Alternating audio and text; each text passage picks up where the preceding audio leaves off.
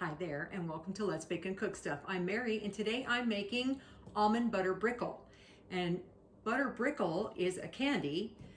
In case you didn't know, November 4th is National Candy Day. Woohoo! National Candy Day. Do you believe they have a day for that? A national day for that.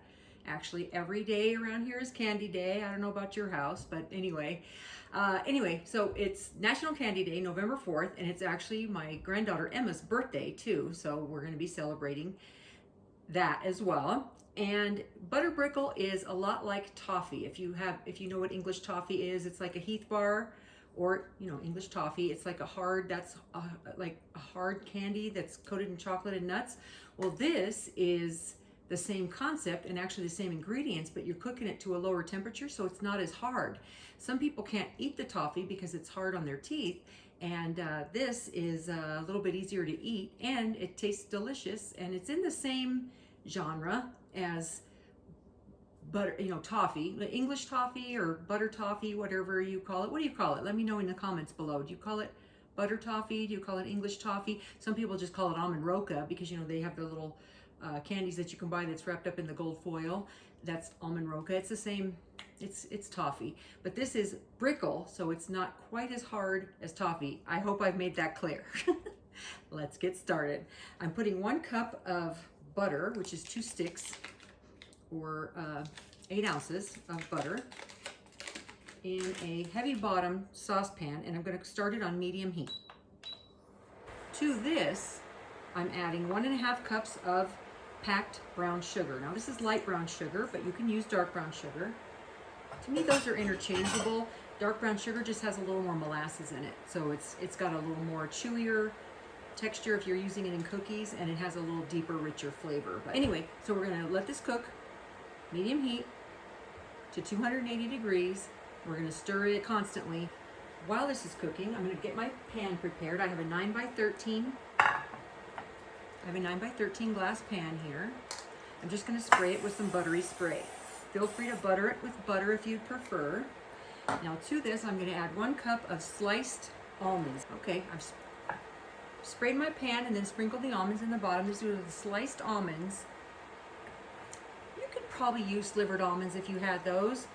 You could use other nuts. You know how I always tell you that most nuts are interchangeable. The only thing is then you wouldn't want to call it almond brickle, right? Because then it wouldn't have almonds in it. But then you could call it pecan brickle if you put pecans in there, or walnut brickle. You know what would be good in here? Chopped macadamia nuts. Do you buy macadamia nuts? I don't buy them. They're expensive. We even went to Hawaii, and they're still expensive in Hawaii, and that's where most of them are grown. Anyway, I forgot to mention too in the beginning, you do need a candy thermometer for this. We're trying to go to 280 degrees. You could try and cook it 8 to 10 minutes without a thermometer. I just really like having a thermometer for candy. It smells amazing in here. It smells like butter and brown sugar. All right, I'm going to stick this in here. We're going to let it get to 280 degrees. Again, it's going to take about 8 to 10 minutes.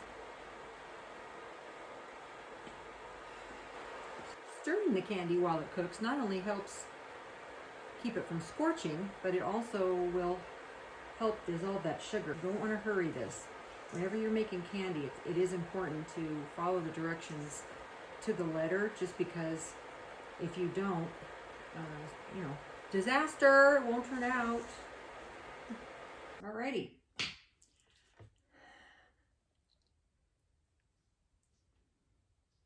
Just pour this over the nuts. Quickly spread this over the nuts evenly so that you got it, you want an even coating, and you want to use up all those nuts.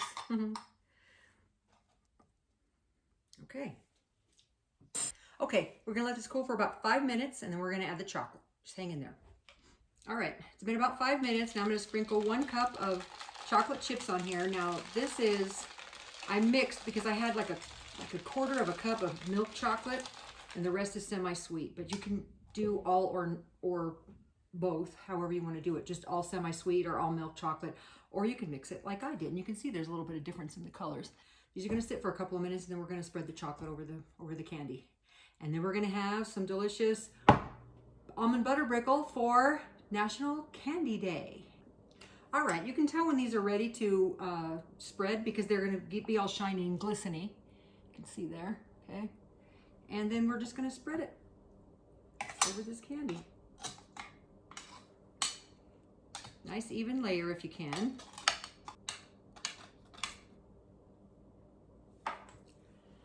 See how pretty? All right, we're going to let that sit. And really the candy is pretty hard already. We're just going to wait for that chocolate to set, and then it's going to be time to eat this candy on National Candy Day.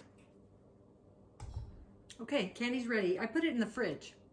It wasn't hardening up as I thought it should, and so I put it in the refrigerator. But I know when I've made this in years past, it's been cold enough to where I didn't have to do that. All right, once you get that first piece out, a little easier. Anyway, see all the almonds on the bottom? Then you have the layer of the Brickle, and then you have the chocolate on top, and you just break it into chunks. You can break it into whatever size chunks you want. If you like English toffee, you'll like this.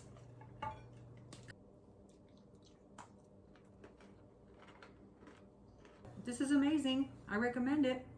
If you're celebrating National Candy Day, or if you just feel like you want to have some crunchy candy with some chocolate on it, try this. Let me know how you like it. Thanks for watching. You take care now.